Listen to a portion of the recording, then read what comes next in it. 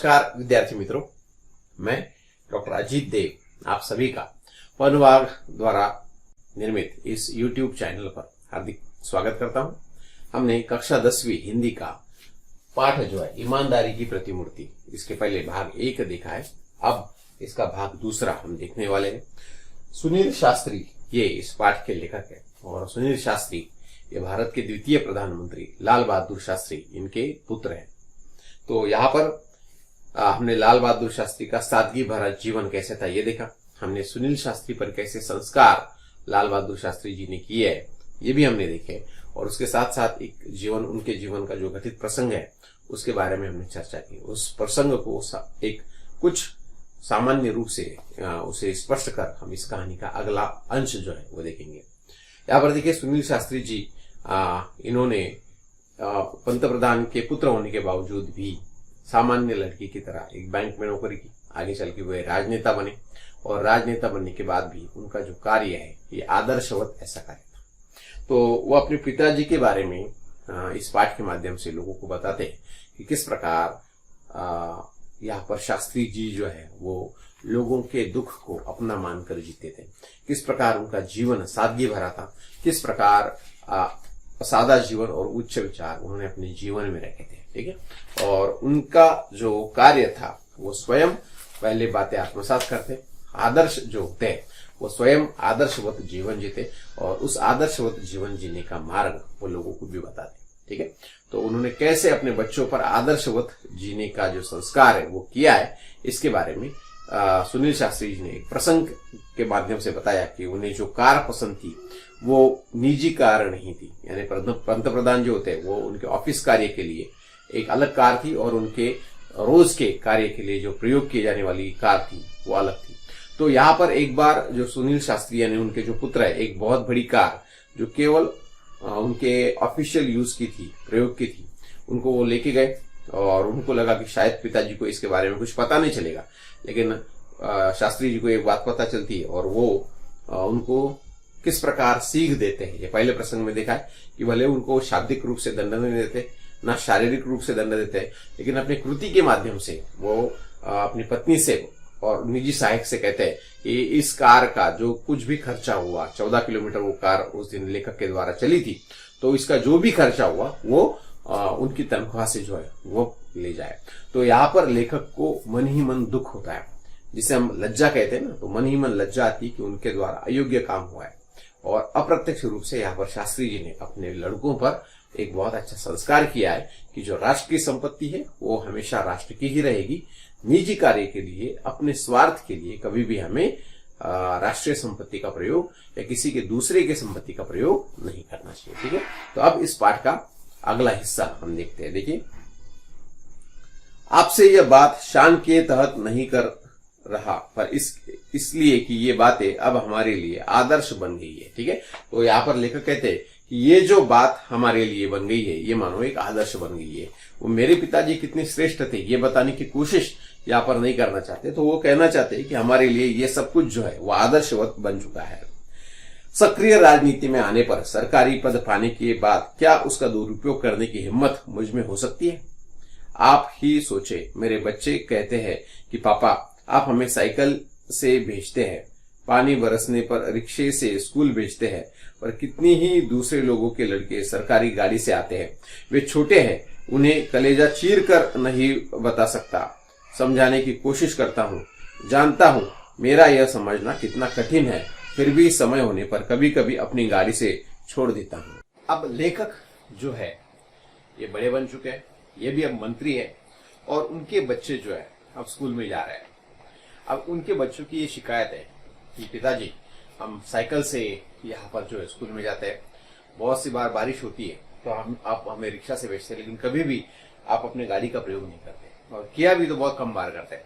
लेकिन जो जिनकी पोस्ट, जिनका पद आपसे कम है, ऐसे लोग भी सरकारी गाड़ी का प्रयोग करते हुए स्कूल में आते हैं, उनके बच्चे सरकारी गाड़ी का प्रयोग करते हुए स्कूल में आते हैं।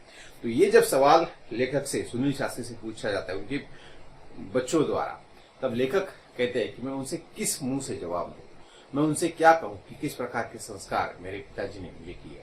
और मैंने पहले भाग में, इस पाठ के पहले भाग में मैंने आपको बताया था कि जो भी संस्कार मन के द्वारा मन पर किए जाते हैं, योग्य कृति द्वारा मन पर किए जाते हैं, तो वो संस्कार आदमी कभी भी नहीं भूलता है।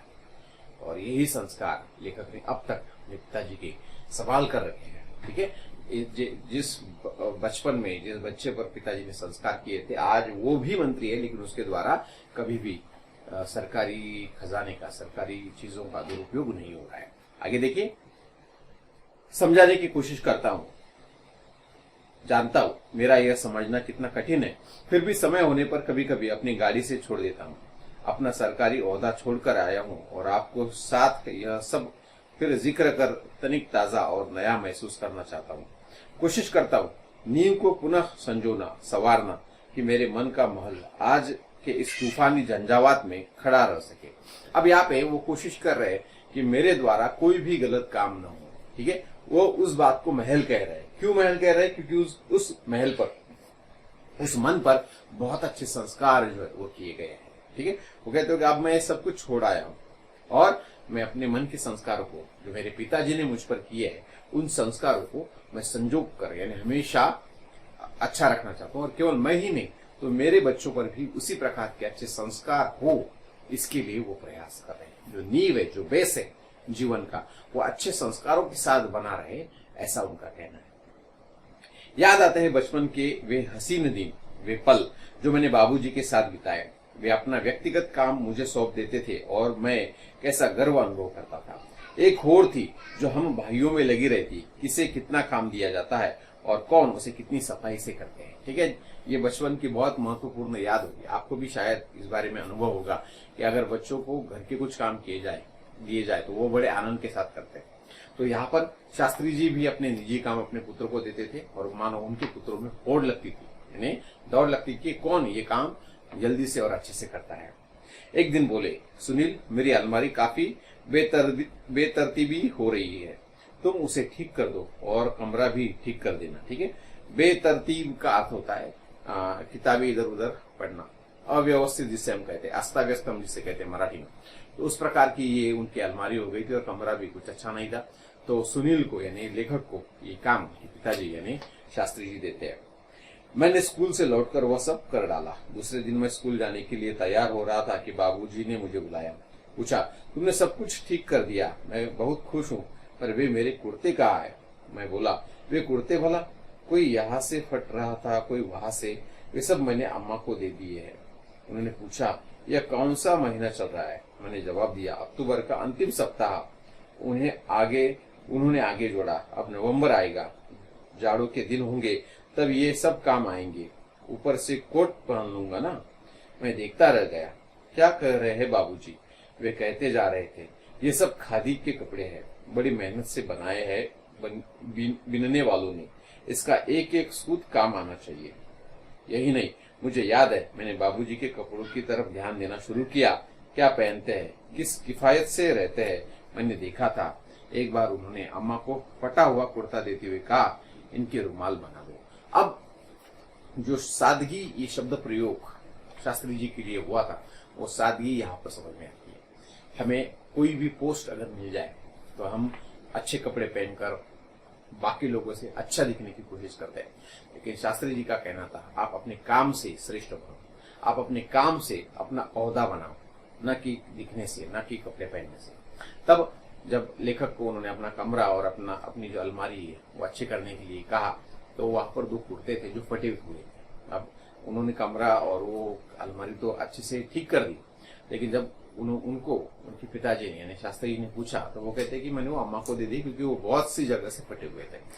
तब शास्त्री जी उन्हें बताते हैं कि वो खादी के कपड़े और खादी के कपड़े या खादी के जो कुछ पहनने के लिए जो कुछ चीजें ये बनाने के लिए बहुत मेहनत लगती है, कुर्ते बनाने में बहुत मेहनत लगती है। और आप देखना कि अब अक्टूबर जाने के बाद जब नवंबर लगेगा, जाड़े के दिन रहेंगे, जाड़े यानी वो जाड़े नहीं, ठीक है, जाड़े के दिन यानी सर्दी के दिन, हिंदी में, मराठी में त्याला हिवाळा म्हणतात, ठीक है, हिंदी में उसे सर्दी के दिन कहते हैं।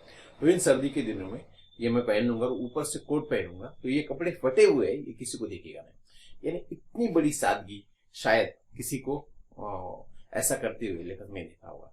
दूसरी बात, जब ऐसे ही कुछ बहुत ही ज्यादा फटे पुराने कपड़े थे तो उन्होंने अपने पत्नी को दी, यानी लेखक कहते हैं उन्होंने अम्मा को दी और उनको कहा इनके रुमाल बना देना।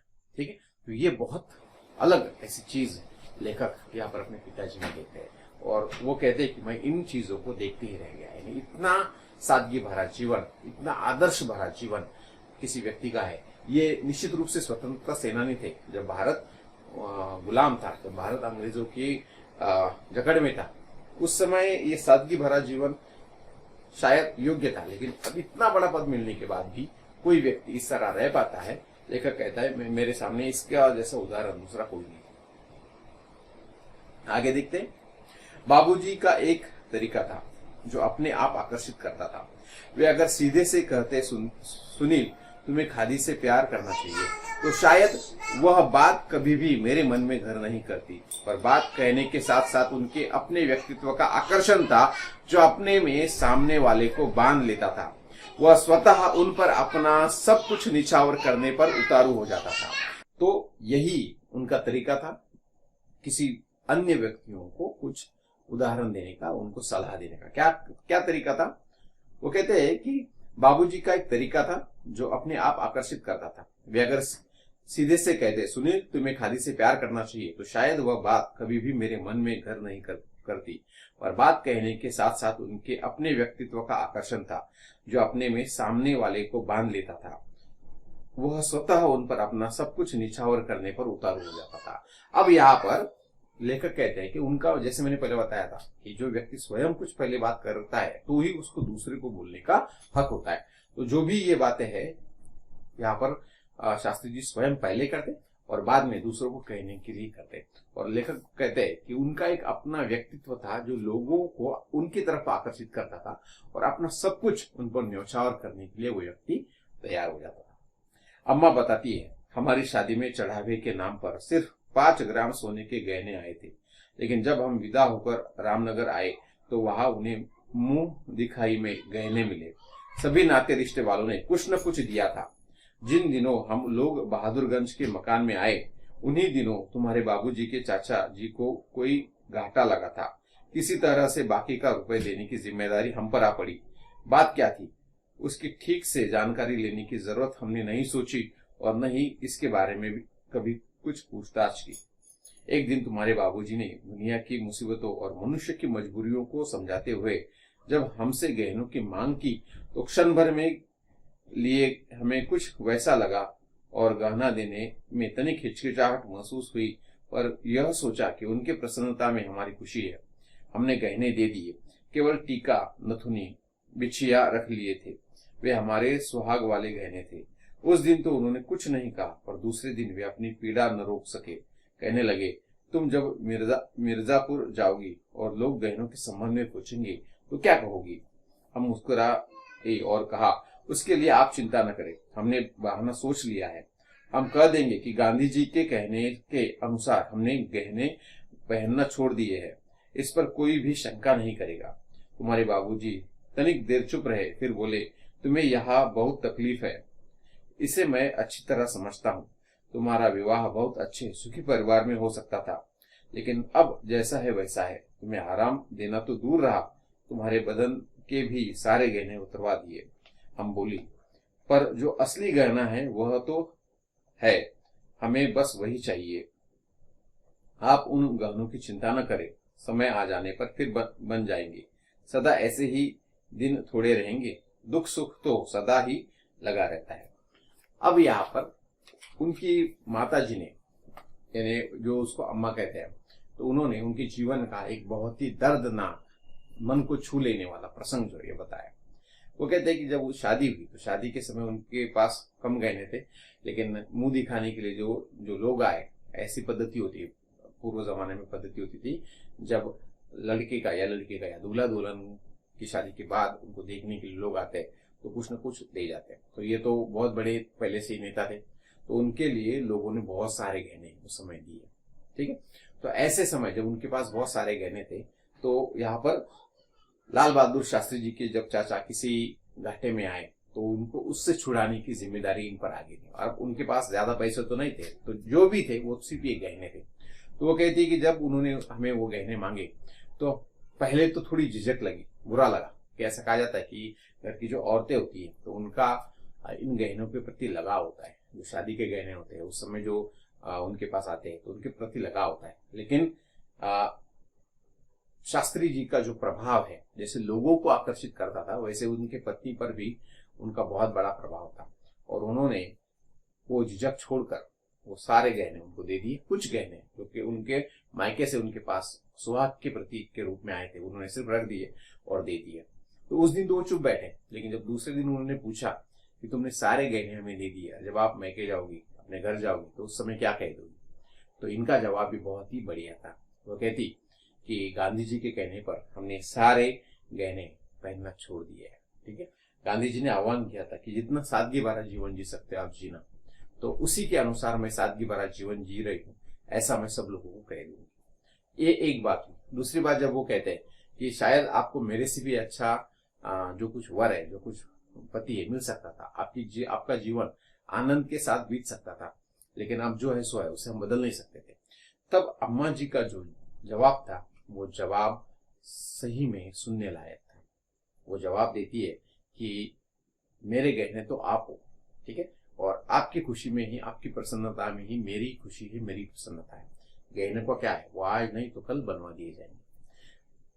यहाँ पर शास्त्री जी के मन में ये भी था कि मैं किसी भी प्रकार का आराम इन्हें नहीं दे पा रहा हूँ, लेकिन ये सुखी संसार का सबसे बड़ा मूल मंत्र है कि पति और पत्नी इन दोनों के विचार एक जैसे होने चाहिए। ये केवल पति पत्नी की बात मैं नहीं कह रहा हूँ कि जिस घर में आप लोग रहते हो वहां पर रहने वाले सभी लोगों के विचार अगर एक जैसे है, एक समान है, एक दूसरे को अच्छे लगने वाले हैं, तो वे कभी भी वहां पर झगड़ा नहीं होता है, उस जगह पर हमेशा शांति बनाई रहती है।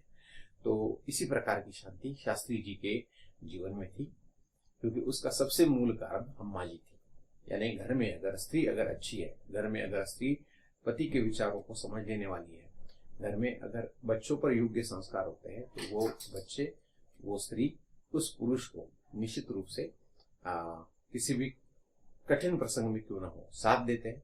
अच्छे समय के लिए तो सब लोग होते हैं, लेकिन कठिन प्रसंग में भी वो उनको साथ देते हैं। तो एक बहुत ही आदर्शवत ऐसा पाठ आज हमने यहाँ पर देखा है, जो हमें केवल साहित्य के आगे नहीं बताता है, तो किस प्रकार जीवन शास्त्री जी जिए थे और किस प्रकार का जीवन जीने का आदर्श उन्होंने हमारे सामने रखा था, इसका बहुत ही मनोरम ऐसा चित्रण इस पाठ के माध्यम से सुनील शास्त्री इन्होंने किया है। ठीक है, तो ऐसे ही आदर्शवत ऐसे कुछ पाठों के साथ हम फिर एक बार पवन वाघ एकेडमी के इस YouTube चैनल पर फिर से मिलेंगे। तब तक के लिए